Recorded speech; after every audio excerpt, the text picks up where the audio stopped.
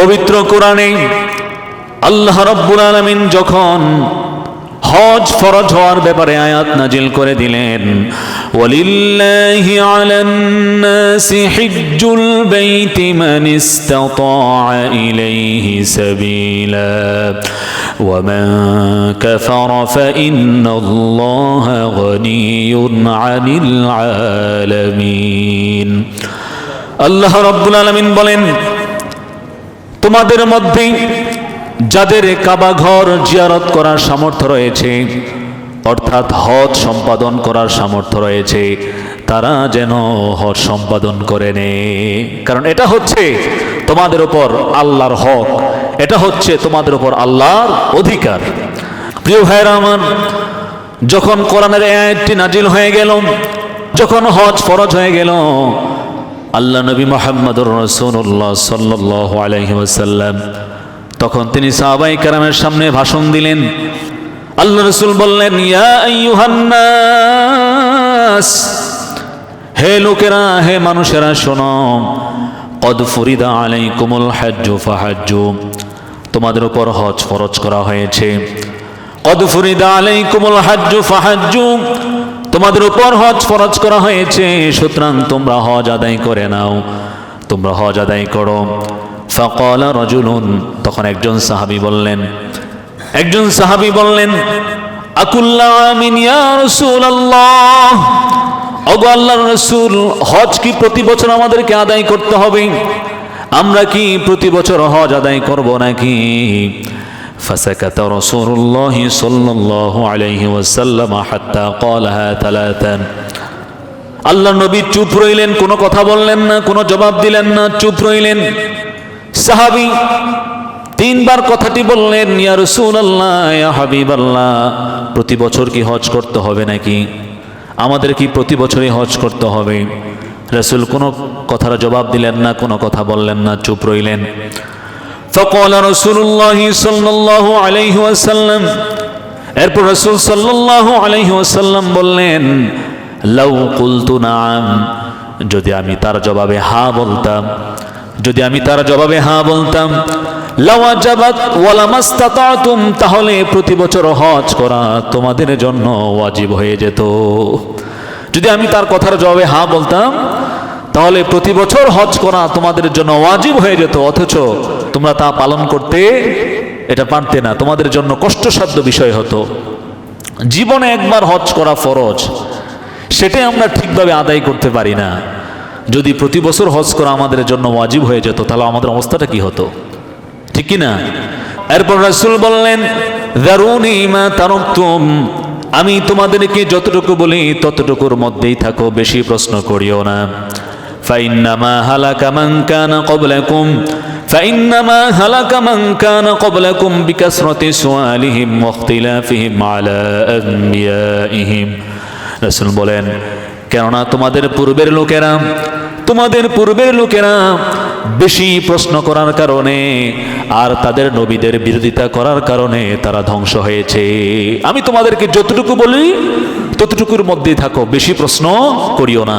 তোমাদের পূর্বের লোকেরা বেশি প্রশ্ন করার কারণে আর তাদের নবীদের সাথে ইখতিলাফ, বিরোধিতায় জড়ানোর কারণে তারা ধ্বংস হয়েছে।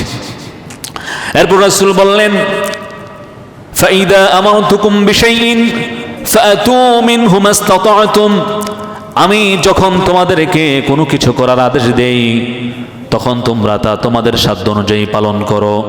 ওয়া ইদা নাহাইতুকুম আন শাইইন ফাদউহ, ওয়া ইদা নাহাইতুকুম আন শাইইন ফাদউহ, আর যখন আমি তোমাদেরকে কোনো কিছু করার নিষেধ করি, সেটা থেকে তোমরা নিজেদেরকে বিরত রাখো।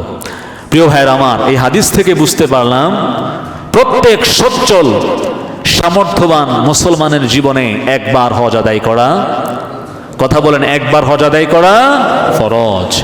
নামাজ এটা একটা শারীরিক ইবাদত, শারীরিকভাবে সক্ষমতা হওয়া লাগবে।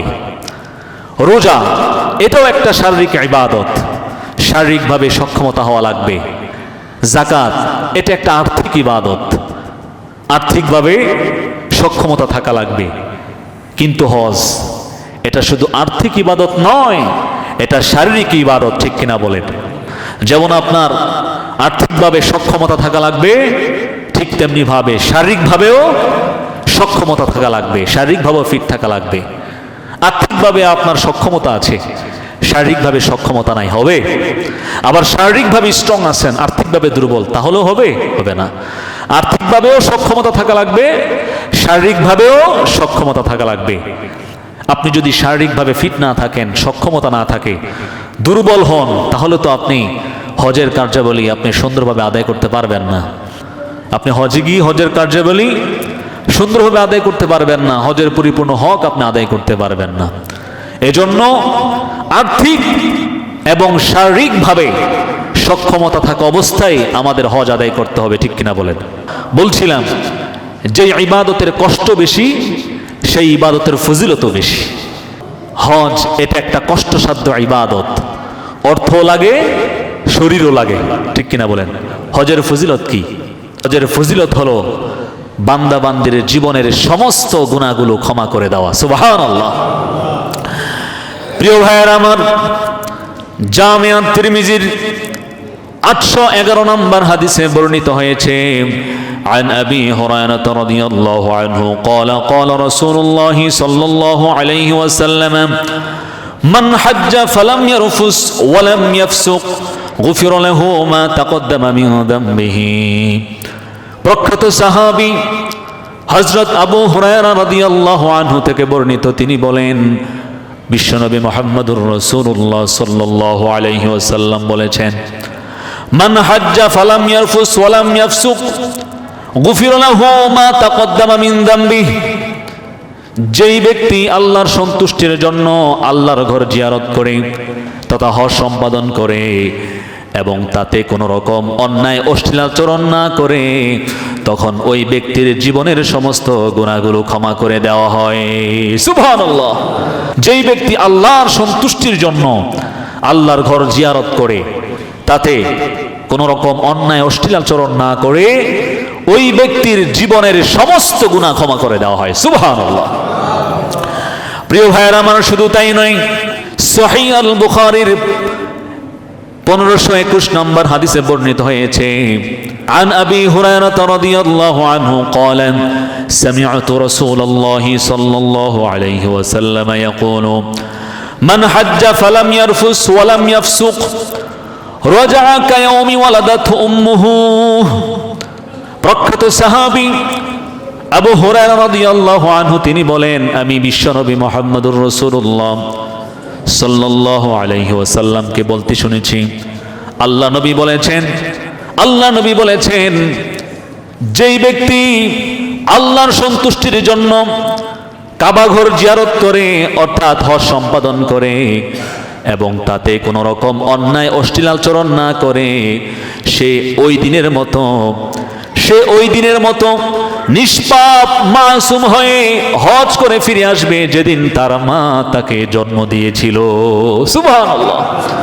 রাসূল বলেছেন, যেই ব্যক্তি আল্লাহর ঘর জিয়ারত করে আসে, কাবা ঘর জিয়ারত করতে যায়, হজ করতে যায়, সে ওই দিনের মতো নিষ্পাপ হয়ে মাসুম হয়ে হজ থেকে ফিরে আসে যেদিন তার মা তাকে জন্ম দিয়েছিল। বলে সুবহানাল্লাহ।